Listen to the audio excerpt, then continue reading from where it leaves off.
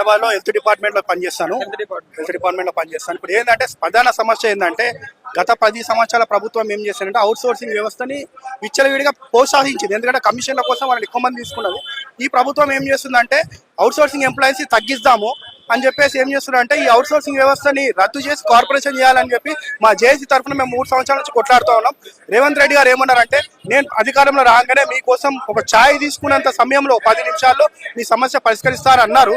ఇప్పటివరకు సార్కి ఛాయ్ తాగే టైం లేదనుకుంటే అంత బిజీ అయిపోయి మన తెలంగాణ అంత డెవలప్మెంట్ చేస్తున్నారని జేఏసీ తరఫున మేము సార్ని కోరుతున్నాం. ఇంకోటి ఏంటంటే 2021లో 60 జీవో వచ్చింది.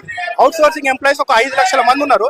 ఒక జీవో ప్రకారం ఒకవేళ 15,600, గ్రేడ్ 1, గ్రేడ్ 2 19,500, గ్రేడ్ 3 22,750. కానీ ఇప్పటి కూడా ఇంప్లిమెంట్ చేస్తలేరు. ఎందుకంటే దళారీ వ్యవస్థ. ఏఎన్సీ వాళ్ళు అంటే ఏం చేస్తారంటే వాళ్ళు కమిషన్ ఒక్కొక్కరికి 7,000 రూపాయలు కమిషన్ గవర్నమెంట్ ఇస్తుంది. మేమేమంటాం అంటే జేఏసీ నుంచి ఆ 7,000 రూపాయలు ఏఎన్సీ వాళ్ళకి ఎందుకు ఇస్తారు? మేము పని చేస్తున్నాం కదా, ఆ 7,000 రూపాయలు మాకే ఇస్తే మీరు ఏజెన్సీలు పెట్టిన అవసరం లేదు. మీ రాష్ట్రంలో పనిచేస్తున్నటువంటి మాకు 7,000 జీతం ఎక్కువ వస్తుంది, మేము ఈ గవర్నమెంట్కి ఇంకా ఎక్కువ పని చేస్తామని చెప్పి మేము వివరించి చెప్తున్నా కానీ మీకు రూపాయి భారం ఉండొస్తారని చెప్తున్నా కానీ మమ్మల్ని పట్టించుకోవట్లేదు. ఎందుకంటే ఏఎన్సీ వాళ్ళు ఇచ్చే కమిషన్ మీద చాలా నాయకులు ఆధారపడి ఉన్నారు.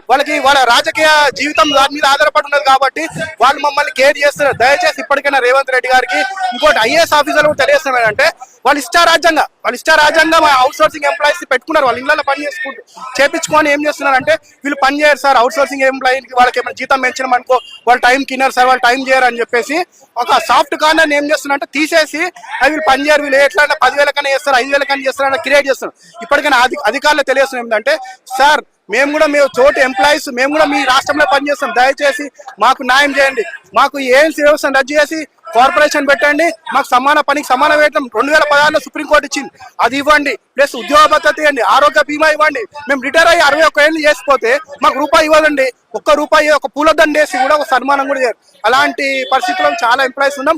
మేము యుక్త వయసులో 20-21లో జాయిన్ అయిన వాళ్ళం ఇప్పుడు 60 ఏళ్ళకి 40 ఏళ్ళకి 50 ఏళ్ళకి వచ్చినాము. మేము రూపాయి లేకుండా మా పిల్లల్ని ఎలా బతికియాలి, ఎలా తినాలి? ఈ హైదరాబాద్ చుట్టుపక్కల జిల్లాలో నిత్యావసర వస్తువులు డైలీ పెరుగుతూ ఉన్నాయి, మన జీతం పెరుగుతలేదు. 6 సంవత్సరాలు 7 సంవత్సరాలు పిఆర్సీ వస్తుంది అంటారు. పిఆర్సీలు ఏమైతుందంటే 30% పిఆర్సీ ఇచ్చారు మన కేసీఆర్ గారు. ఇప్పుడు ఏమవుతుందంటే రెగ్యులర్ ఎంప్లాయీస్ కి 1,00,000 రూపాయలు ఉన్న వాళ్ళకి 30,000 జీతం పెరుగుతుంది. మా 10,000 ఉన్న వాళ్ళకి 3,000 పెరిగితే 13,000 జీతం. అంటే ఎట్లా బతాం? మళ్ళీ 7 సంవత్సరాలు 8 సంవత్సరాల వరకు మాకు జీతం పెరగదు. దయచేసి మాకు సంవత్సరానికి ఇంక్రిమెంట్ లాగా ఒక 1,000 రూపాయలు ఇస్తే బాగుంటుందని మీకు మీడియా ద్వారా సీఎం గారికి ముఖ్యమంత్రి గారికి తెలియజేస్తున్నామండి. అంటే అవుట్ సోర్సింగ్ ఉద్యోగులకు మీకు పని భారం ఏమైనా తక్కువ ఉన్నదా? మరి ఏం లేదన్నా, ఇప్పుడు చెప్తున్న ఎగ్జాంపుల్ ఏంటంటే బియ్యంలో మెరుగలు ఉంటాయి. మేము మొత్తం బియ్యం అన్నా మెరుగలు ఎవరు సార్? రెగ్యులర్ ఎంప్లాయీస్ వాళ్ళని నేర్కోవచ్చు, ఎవరో చెప్పొచ్చు రెగ్యులర్ ఎంప్లాయీస్ ఎక్కడ ఉన్నారని చెప్పి. మేము బియ్యం మమ్మల్ని ఏడేడతారన్నా మీరు చేయబెడితే మొత్తం బియ్యం ఏరలేరు, మీరు మెరుగలు ఏరగలుగుతారు. అంటే రెగ్యులర్ ఎంప్లాయీస్ మెరుగలు, మేము అవుట్ సోర్సింగ్ ఎంప్లాయీస్ అందరము బియ్యం అన్న. ఈ ఎగ్జాంపుల్ సార్ మీరు ఆలోచించుకొని మీ ప్రశ్నకు సమాధానం చెప్తున్నాను. ఇప్పుడు ఏం డిమాండ్ చేస్తా ఉన్నారు? మేమేంటంటే ఏఎన్సీ వ్యవస్థను రద్దు చేయండి, సమాన పని సమాన వేతనం, కార్పొరేషన్ తీసుకోండి. ఇప్పుడు ఆంధ్రప్రదేశ్ లో మేము కొట్లాడి తెచ్చుకున్న తెలంగాణలో ఏంటంటే తెలంగాణ సపరేట్ అయితే ఆంధ్ర వాళ్ళు వెళ్ళిపోతే మన ఉద్యోగాలు మనకు ఉంటాయి, మన నీళ్ళు మనకు వస్తాయని చెప్తే ఇప్పుడు ఆంధ్రప్రదేశ్ లో ఏఎన్సీ వ్యవస్థను రద్దు చేసి కార్పొరేషన్ తీసుకొచ్చారు. వాళ్ళు ఈ రోజు మన తోటి ఉద్యోగులు వాళ్ళు మాకు సపోర్ట్ చేయడానికి వచ్చారు ఇక్కడ మీటింగ్ కి. అంటే ఇప్పుడు మన తెలంగాణలో కూడా ఏఎన్సీ వ్యవస్థ రద్దు చేసి కార్పొరేషన్ నుంచి ఇస్తే మాకు 5వ తారీఖు జీతాలు వస్తాయి, మాకు ఒక ఇన్సూరెన్స్ వస్తుంది, ఉద్యోగ భద్రత, ఆరోగ్య బీమా ఉంటుందని చెప్పి మేము తెలియజేస్తున్నాం. అంటే ఇప్పుడు రేవంత్ రెడ్డి గారు దృష్టికి వెళ్ళిందంటారా మీ సమస్యలు? రేవంత్ రెడ్డి సార్కి ఇట్లాంటి సమస్యలు తీసుకెళ్తలేరు. సార్ కూడా చాలా ఆలోచించి అన్ని కొత్త పాలసీలు అన్ని తెస్తున్నారు. కానీ ఈ అధికారులు ఐఏఎస్ ఆఫీసర్లు, ప్రిన్సిపల్ సెక్రటరీ గారు ఇలాంటి ఏం చేస్తున్నారంటే ఇలాంటి ముఖ్యమైన సమాచారం అవుట్ సోర్సింగ్ తీసుకోబోతలేరు, మధ్యలోనే చేస్తారు. ఏం కాదు సార్ వాళ్ళు అట్లనే చేస్తారు, వాళ్ళు అట్లనే రిటైర్ అవుతారు అని చెప్పేసి సరిగ్గా చెప్పట్లేరు. వాళ్ళు మా సమస్య అక్కడి వరకు తీసుకెళ్తారు. ఇంకోటి ప్రజాభవన్ లో ప్రతి మంగళవారం ప్రతి శుక్రవారం మేము రిప్రజెంటేటివ్స్ చాలా ఇచ్చాం, జేఏసీ నుంచి ఇచ్చాం. ఇప్పటి వరకు ఒక్క మీటింగ్ కూడా మమ్మల్ని విలువలేదండి. మా జేఏసీ సభ్యులను పిలిచి మాట్లాడండి, మా సమస్య ఏదో తెలుసుకోండి. ఫస్ట్ బట్టి విక్రమార్కని కలిసి సార్ మా సమస్య ఇది, ఏఎన్సీ వ్యవస్థ రద్దు చేయని చెప్పి ఎన్నోసార్లు మొదలు పెట్టుకొని బెటర్. ఇప్పుడు అది అక్కడ ఎట్లయిపోయిందంటే ఇప్పుడు రేవంత్ మన సీఎం గా ఉన్నప్పుడు ఏమంటారు sir KCR sir farm house లోనే పనిచేస్తున్నారు. ఇప్పుడు ఈ రేవంత్ రెడ్డి సార్ నీకు అలవానికి ఛాన్స్ ఉందా? ప్రజాభవన్ పోతాం మంగళవారం 10 గంటలకు స్టార్ట్ అవుతుంది. పాపం చిన్నారెడ్డి సార్ని పెడుతున్నారు.